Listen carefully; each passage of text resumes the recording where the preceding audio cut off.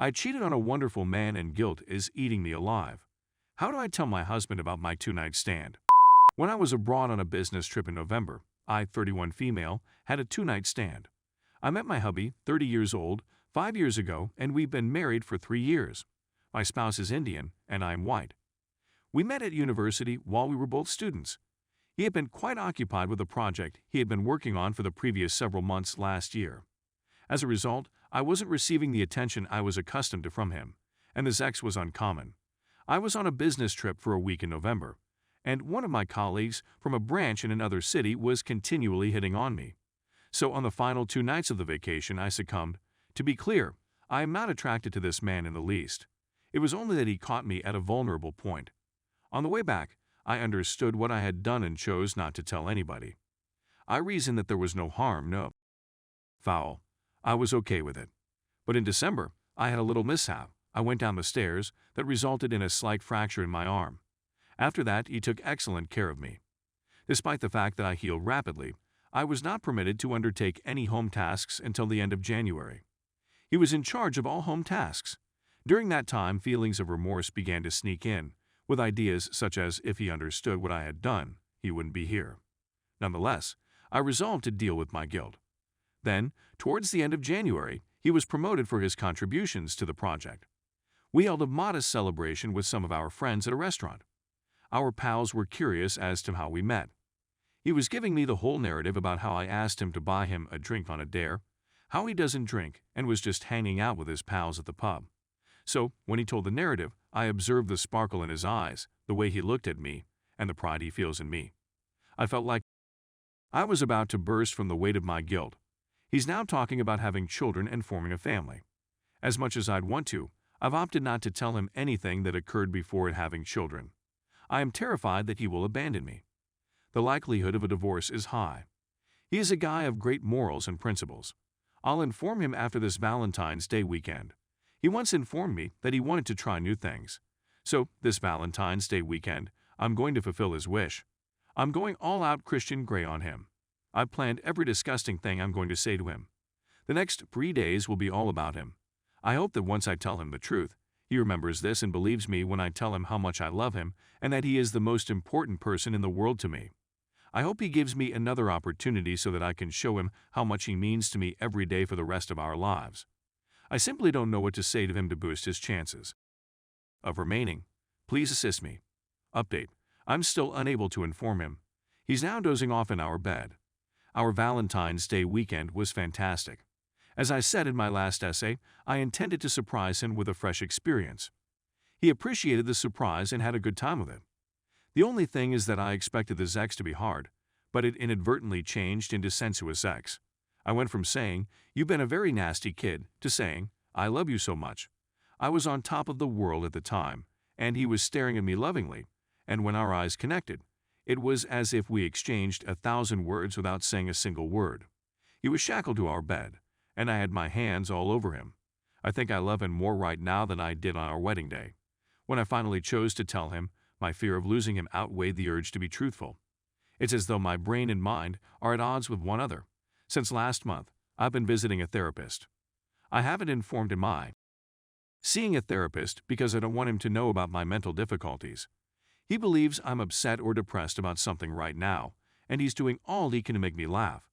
He played a joke on me last month, and he made me laugh only a few days ago by tickling me till my stomach ached. My therapist advised that we invite him to a session so that I can be honest with him in front of a professional, but I'm still not convinced. I examined why I had been disloyal to him. It was as though I was mentally unconscious at the moment. Because he was so busy, he couldn't give me the attention I believed I deserved. I had heard of couples losing their desire for one another and assumed that this was the beginning of my period. As a result, I acted out by cheating on him. It didn't matter that I didn't find him handsome. What mattered was that he was giving me the attention I desired. Some people told me that telling him the truth would only harm him, but he is unique in that regard. He is not easily injured, and he is always honest, no matter how severe. He is a self-assured individual who is aware of his behaviors and feelings. When we first began dating, he was open about the fact that he is not only a virgin, but has never kissed a female. His first and only girlfriend is me. This was novel to me. As a result, honesty is the bedrock of our partnership. I don't want to be honest only to relieve my guilt. I want to keep the core of our relationship intact. Even if he is able to handle his pain, he will undoubtedly be dissatisfied and ultimately divorce me. I don't want him to leave me, but I also want to keep the basis of our relationship intact. This is what I'm concerned about. I don't want to lose the finest thing that has ever happened to me because of a bad mistake I made. Right now, I'm divided between these two options. The only thing I know for certain is that I adore him. Story 2. 1 year since the divorce was final. In 1 year, after 28 years of marriage, I, 51-year-old female, have been legally separated, confirmed by a court, from my husband. He, 51-year-old man, has relocated and taken up new employment in order to be closer to his AP, stripper younger than our 29-year-old daughter. Fortunately, I'm not aware of whether they live together or separately. I'm now in the state of North Carolina. It's as if the money just arrives in my account on a monthly basis. I rolled down the window of the car just enough to check on the last touch before driving away. I rolled the car back up and drove away, without saying anything to anybody. Even though I don't want it to, it is a painful day. It doesn't hurt nearly as much as I had anticipated. I'd want to commemorate the fact that I've been able to create a nice life for myself. Although not perfect, it is sufficient. I feel something fantastic is on the horizon, but it will take some time to manifest itself fully. If you're just getting started, I hope this instills some confidence in you. It is improving, but at a snail's rate at this point. On D-Day, I realized it was over nearly as soon as it began. I believed that avoiding engagement as much as possible was the best course of action for me. We used to be known as the gold standard duo, but that was before we stopped being such. I've been surprised by how much I'm not alone in my circumstances. Some of my friends have made the decision to stay neutral. I just came to the conclusion that they can have him. Despite the fact that there is no trouble or bad feelings, it increases the size of my no-contact zone. Of course, our daughter is the one and only exception. We don't discuss her father, on the other hand. I am in a wonderful relationship, and I am continually astounded by the love and compassion that I get from others. I'd become used to the brusqueness of silence and self-centeredness. Of course, I didn't tell anybody about my encounters with the police. I didn't want to say anything negative about my wife. I didn't tell anybody that he was an alcoholic who drank himself to death 7 nights a week while on the run. That is something I will never ever allow in the future. I have no clue how long this current link will continue to function, but I am ready to wait and see what transpires in the meantime. So far, everything seems to be going fairly well for us. The last several months have seen me living in my own apartment. Until now, this has been the first time I've taken part in anything like this. It's much better than I had hoped. I'm a lot more powerful than I realized. It's possible that I'll be really hurt by the idea that I invested so much effort and emotion into a connection that is no longer there. At the same time, I may be overjoyed about a sushi date to commemorate the completion of a tough task. I'm still working on ridding myself of non-reciprocal relationships in my life.